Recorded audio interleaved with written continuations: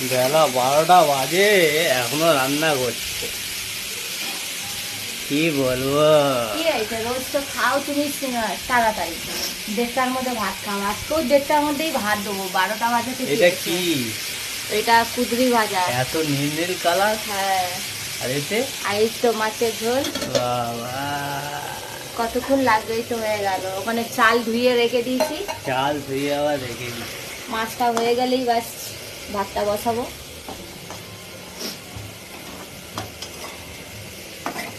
ঝপঝপ করো। এই তো কতক্ষণ লাগবে তোমাকে? কটার মধ্যে খেতে দিলে শান্তি বলো?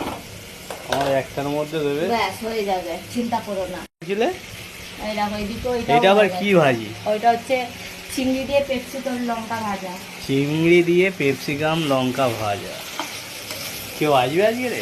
কেউ আসবে না, তুমি একাই খাবে? সব একা খাবো। তোমাকেও দেবো না, তোমার মেয়েকেও দেবো না। তো নাও। খেলেই বলবে নুন নেই, তো ঝাল নেই। এত তাই? কষ্ট করে ঘাম ঝরি ঝরি যদি রান্না করি, আর তুমি মুখের করে যদি বলো এই নেই ওই নেই, তো কি লাভ আছে তোমার খাইয়ে?